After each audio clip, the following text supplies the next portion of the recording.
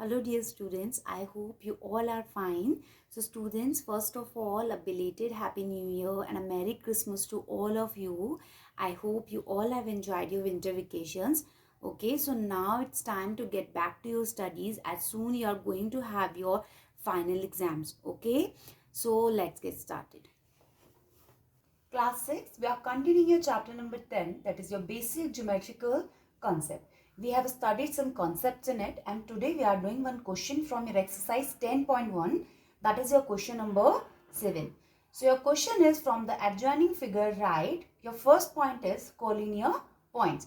So you have to write all collinear points. Now what are collinear points? I told you that 3 or more points are said to be collinear if and only if they lie on a same line. Okay, now come to this figure which they have given you. You can see the capital letters here, B, C, D, A, E. These are points. Okay, and the small letter like L, M, N, P, Q.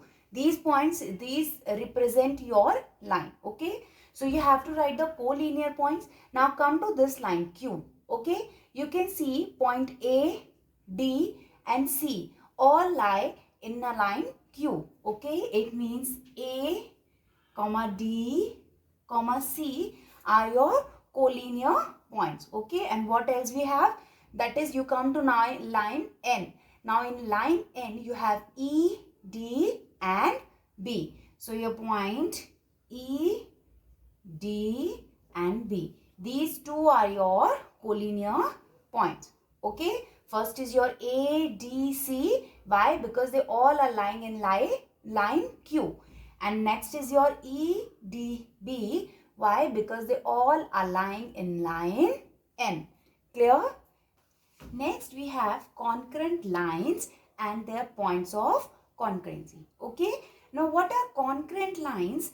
Concurrent lines are the lines that 3 or more lines passing through the same point. Okay. Now come to your line. This is your line Q.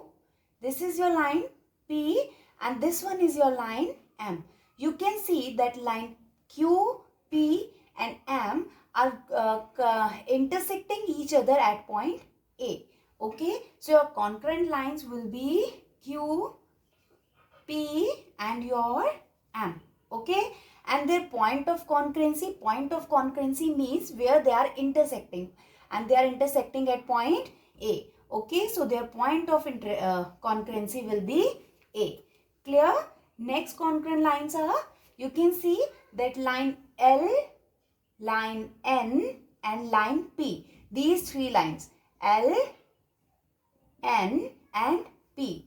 These three are intersecting each other at point B. Okay, so you will write that concurrent lines are L, N and P. And where they are, their point of concurrency means where they are intersecting at B. So their point of concurrency will be B. Clear? So these are your concurrent line and their point of concurrency. Clear? Now next, if they ask you all pairs of parallel lines, we know that what are parallel lines? Two lines that never intersect each other are said to be parallel. It means if I extend this line and this one also, in both the sides they are not going to intersect each other. These are your parallel lines. So you have to write the set of parallel lines from this figure. Now come to this figure. As you can see, line N and line M are already intersecting each other. Okay, Q and P are also intersecting each other. This Q and N are also intersecting each other.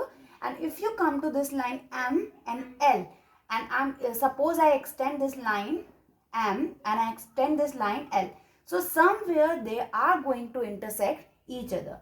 It means in this figure you are not having any pair of parallel lines. Okay, why? Because in this figure all the lines are intersecting each other, or they will intersect each other if we extend them. So there is no set of parallel lines. Clear?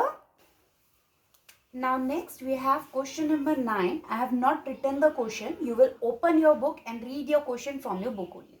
Okay.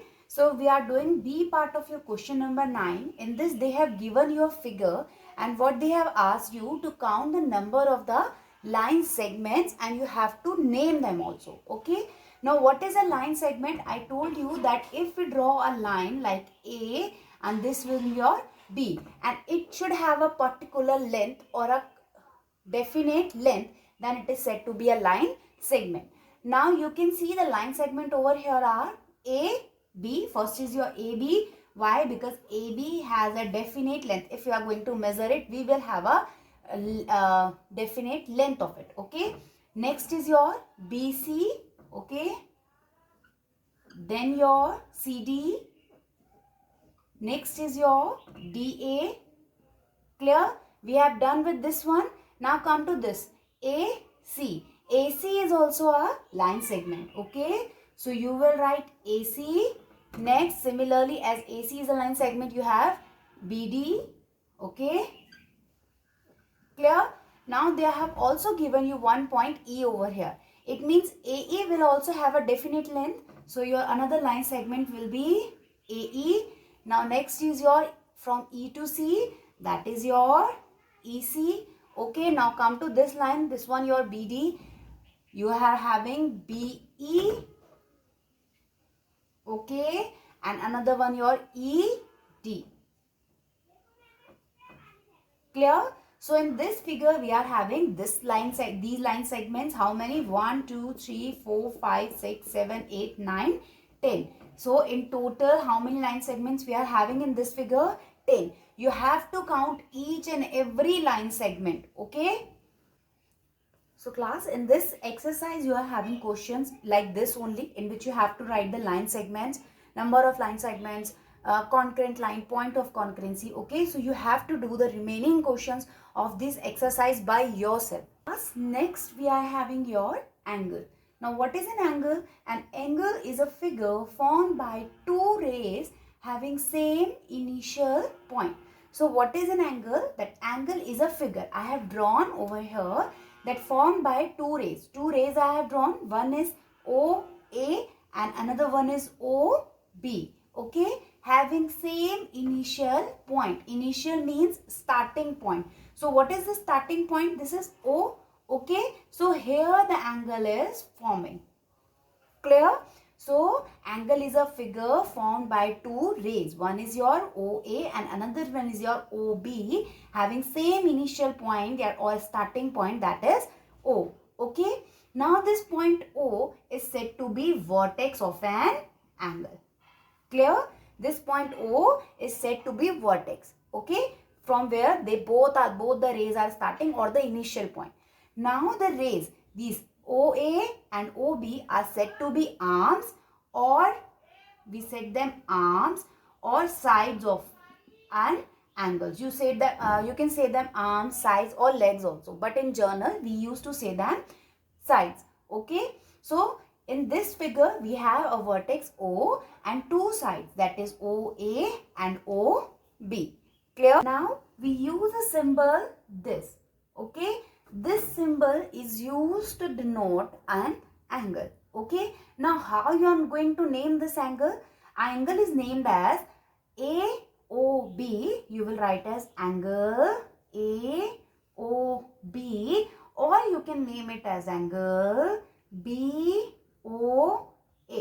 Clear? AOB or BOA.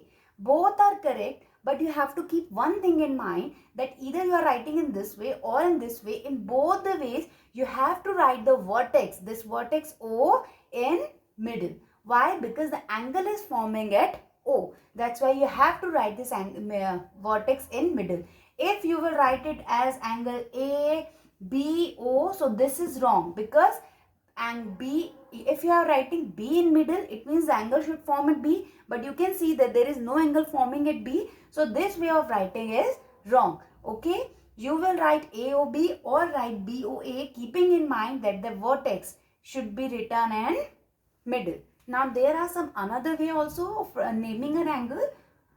Another one is just writing a capital letter over here. So this angle will be named as angle P. Okay, any capital letter you can use, or what you can do, you can write a small letter like this over here. You can write X, you can write small p, then you will be naming it as angle P. Clear? Or you can write any numerical value. For example, you can write 2. So you will write angle 2. Okay. So these are also a way of representing an angle. Now next we are having interior and exterior of an angle. Okay. So as the name indicate, interior means inside and exterior means outside. So for understanding this, I have drawn an angle over here. Now how you are going to name it?